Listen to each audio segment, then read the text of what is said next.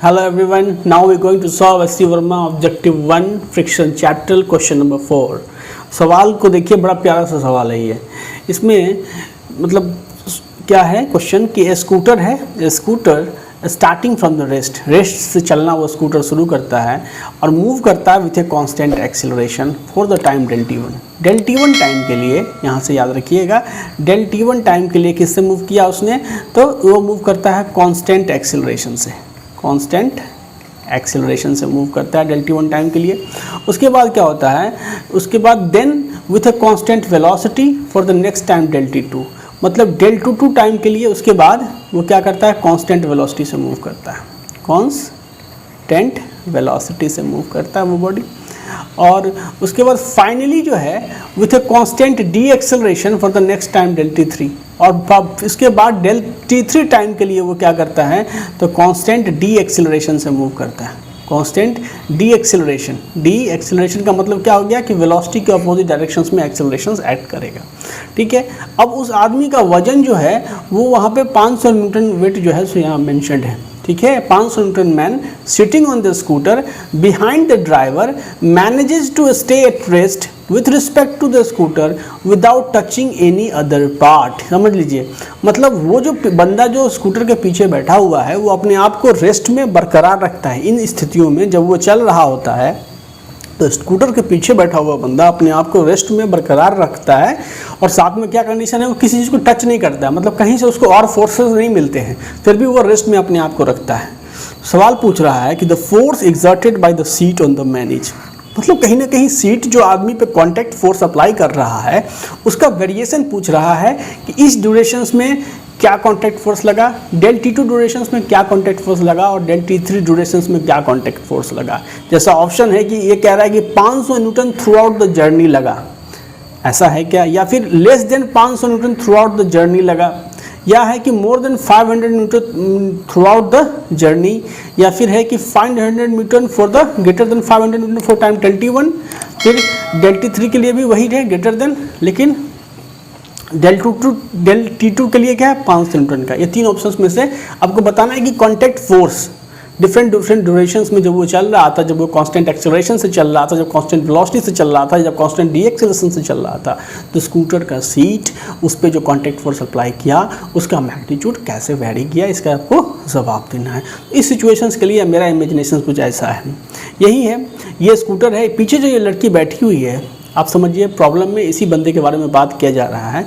यहाँ आप देख रहे होंगे कि स्कूटर में ये हैंड इसको टच कर रहा है, but the problem it strictly says that the driver, यहाँ सवाल में साफ क्लियर है कि यहाँ से कि स्कूटर बिहाइंड द ड्राइवर, देखिए क्या कर रहा है, man sitting on the scooter behind the driver manages to at rest with respect to the scooter के without touching any other part. तो यहाँ जो उसका हैंड इस बंदे को टच कर रहा है, आप ऐसा एज्यूम करें that she is not touching anyone, अगर कहीं से उसको कोई कांटेक्ट फोर्स नहीं मिल रहा जिसकी वजह से वो अपने आप को रेस्ट में बनाए रखने के लिए हेल्प ले रही है, वो जो भी फोर्सेस लग रहा होगा वो बैठी होगी, उसी की वजह से वो मतलब वही फोर्सेस पे ऐड कर रहा है। तो प्लीज़ इग्नोर हर हैंड, जो ये छू रही है उसको इग्नोर करें। इस पिक्चर में इस तरह का कुछ भी जो है सो नहीं मेंशन्ड है।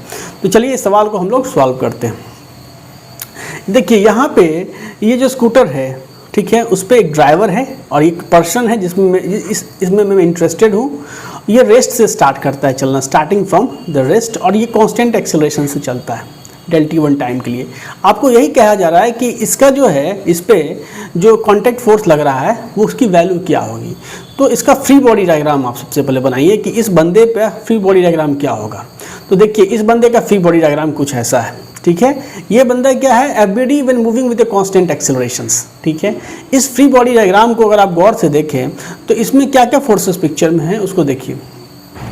इस पे एक क्या लग रहा है, इसका वेट mg जो है नीचे की ओर वेट mg लग रहा है, जिसकी वैल्यू इसने 500 न्यूटन प्रॉब्लम में मेंशन्ड है, 500 न्यूटन का mg वेट लग रहा है।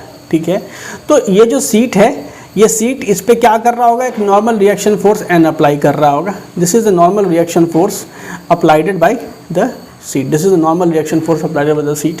अब एक चीज़ बताइए कि स्कूटर तो चल रही है, अपने इंजन के फोर्स से आगे की ओर मूव कर रही है, लेकिन ये बंदा जो मतलब किसी भी चीज़ को टच नहीं कर रहा है, इस पे एकमात्र फोर्स जो इसको आगे की ओर ले जा पा रहा है वो क्या है? वो फ्रिक्शन फोर्स है। सीट और उसके जो जिस पे वो बैठी हुई है उसके बीच जो फ्रिक्शन फोर्स है, उसी की वजह से वो जो है सो स्कूटी के साथ आगे बढ़ रही है। तो ये जो फोर्स आप देख रहे हैं एक्चुअली में ये क्या है? This is the only friction force Fr, और इसी फ्रिक्शन फोर्स की वजह से ये स्कूटी के साथ चल पा रही है। अगर यहाँ पे क्या होता है कि स्कूटर और सीट, मतलब स्कूटर का सीट और बॉडी के जो सरफेस, ये जो बॉडी है, ये जो लड़की है इसके जो बैठी हुई है, तो अगर कोई सरफेस है उसके बीच फ्रिक्शनलेस सरफेस होता तो स्कूटी आगे निकल जाता और वो वहीं मतलब नीचे गिर जाती जो है सो। तो यहाँ तो फ्रिक्शन फोर्स है जो इसको आगे की ओर जो है सो लग रहा है। तो ये रहा फ्रिक्शन फोर्स Fr और ये रहा नॉर्मल रिएक्शन फोर्स N। तो कॉन्टैक्ट फोर्स इस केसेस में क्या लगा? इसका रिजल्टेंट फोर्स ये लगा। तो इसका जो कॉन्टैक्ट फोर्स है यहाँ पे Fc वो क्या है? तो रूट अंडर यहाँ पे क्या है?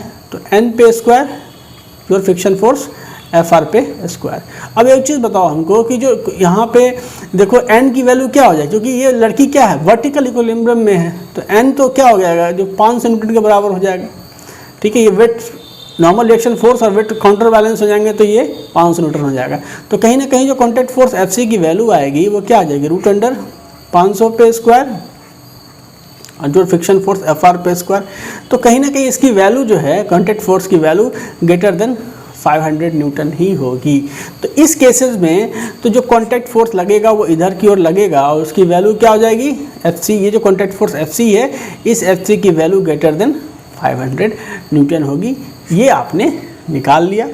अब देखो यहाँ बंदा क्या है? कांस्टेंट वेलोसिटी से मूव कर रहा है। उस केसेस में फ्री बॉडी डायग्राम का कैसा होगा?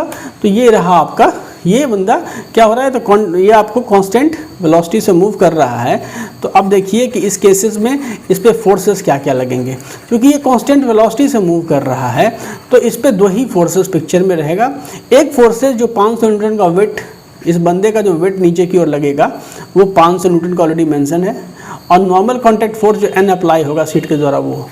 बाकी क्योंकि ये एक्सेलरेटेड मोशन में है नहीं तो इस पर कोई फोर्स लगेगा नहीं। तो एक्चुअली में होगा क्या चीज़ कि नॉर्मल रिएक्शन फोर्स जो N होगा उसकी वैल्यू क्या हो जाएगी? क्योंकि ये बॉडी वर्टिकल इक्विलिब्रियम में है तो 500 न्यूटन। इस केसेस में नॉर्मल रिएक्शन फोर्स 500 न्यूटन हो जाएगा। तो यहाँ जो कॉन्टैक्ट फोर्स होगा वो क्या एक्चुअली में क्या होगा? यही Fc ही कॉन्टैक्ट फोर्स 1। तो कॉन्टैक्ट फोर्स का नेचर इस केसेस में क्या होगा? परपेंडिकुलर होगा और उसकी वैल्यू क्या हो जाएगी? 500 न्यूटन के बराबर हो जाएगी। तो ये केस समझ में आ गया कि इस केसेस में जो कॉन्टैक्ट फोर्स लगेगा वो कैसा होगा? एकदम परपेंडिकुलर लगेगा और उसकी वैल्यू क्या हो जाएगी? कॉन्टैक्ट फोर्स की value Fc is equal to 500 newton, क्योंकि ये कांस्टेंट वेलोसिटी से बंदा मूव कर रहा है। अब थर्ड केसेस को लेकर चलिए। इस थर्ड केसेस को अगर आप देखें, थर्ड केस में हो क्या रहा है? थर्ड केस में हो रहा है डी एक्सीलरेशन। डी एक्सीलरेशन का क्या मतलब हुआ कि इस बंदे की स्पीड जो है वो समय के अब कम हो रही है। मतलब फ्रिक्शन फोर्स अब इस पर क्या लगेगा? इसकी स्पीड को कौन कम कर सकता है? स्कूटर का स्पीड तो आपको पता है कि रोलिंग, जब वो ब्रेक लगेगी तो क्या होगा कि स्कूटर का जो रोटेशनल मतलब जो रोटेशन है का स्पीड होगा कम हो जाएगा। तो अल्टीमेटली फ्रिक्शन फोर्स जो है आप तो देखेंगे कि बैकवर्ड की ओर लगेगा। तो स्कूटर पर तो फ्रिक्शन फोर्स लगा, लेकिन इस लड़की पे फ्रिक्शन फोर्स क्या लगेगा जो उसकी स्पीड को कम करेगा? फ्रिक्शन फोर्स ही लगेगा। और वो क्या लगेगा? इसकी वेलोसिटी के अपोजिट डायरेक्शन में लगेगा। तो जा रही थी इधर की ओर तो अपोजिट डायरेक्शन में इधर की ओर फ्रिक्शन फोर्स एक्ट करना स्टार्ट कर लिया। ये हो गया फ्रिक्शन फोर्स Fr। और दूसरा क्या चीज़ फोर्स लग रहा है? नॉर्मल रिएक्शन फोर्स N लग रहा है, जो कि क्या है? यहाँ जो इसका जो वेट mg नीचे की ओर 500 न्यूटन लग रहा था उसके बराबर होगा, क्योंकि ये वर्टिकल इक्विलिब्रियम में लड़की है, केवल हॉरिजॉन्टली मूव कर रही है, तो 500 न्यूटन के बराबर ये हो गया। तो अब बताइए N की वैल्यू पता है, फ्रिक्शन फोर्स Fr लगेगा, तो कॉन्टैक्ट फोर्स जो Fc होगा उसकी वैल्यू क्या हो जाएगी? कॉन्टैक्ट फोर्स Fc की वैल्यू हो जाएगी रूट अंडर क्या चीज़? तो N पे स्क्वायर और जो फ्रिक्शन फोर्स Fr पे स्क्वायर। तो फाइनली इसका भी वैल्यू क्या हो जाएगा? ग्रेटर देन 500 न्यूटन होगा। और ये एक्चुअली कॉन्टैक्ट फोर्स किधर लगेगा? इधर की ओर एक्ट करेगी कॉन्टैक्ट फोर्स। फ्रिक्शन फोर्सेस पे इधर की ओर एक्ट करेगा friction force Fr, contact force Fc और नॉर्मल रिएक्शन फोर्स N ऊपर। तो ये बड़ा कंसेप्चुअल सवाल था। तो इससे आपने कंक्लूड कर लिया कि जब ये कांस्टेंट एक्सेलरेशन से मूव करेगा तो कॉन्टैक्ट फोर्स लगेगा फॉरवर्ड डायरेक्शन पे इस तरह से, इस ओरिएंटेशन के साथ, उसकी वैल्यू ग्रेटर देन 500 न्यूटन होगी। जब कांस्टेंट वेलोसिटी से मूव करेगा तो कॉन्टैक्ट फोर्स परपेंडिकुलर लगेगा, उसकी वैल्यू 500 न्यूटन वेट के बराबर हो गई। और जब वो डीएक्सेलरेट करेगा तो कॉन्टैक्ट फोर्स इस तरह से बैकवर्ड की ओर लगेगा और उसकी वैल्यू भी ग्रेटर देन 500 न्यूटन होगी। तो आई थिंक कि मैंने आपको डिटेल में समझा दिया कि एक्चुअली में होगा क्या चीज़ कि आपका जो है सो जब आप कांस्टेंट एक्सेलरेशन से डीएक्सेलरेशन से मूव करेंगे तो उस समय जो कॉन्टैक्ट फोर्स की वैल्यू होगी, जो मैग्नीट्यूड होगी, वो 500 न्यूटन से ज़्यादा होगी। और जब आप कांस्टेंट वेलोसिटी से मूव करोगे तो उस समय जो कॉन्टैक्ट फोर्स की वैल्यू होगी वो 500 न्यूटन के बराबर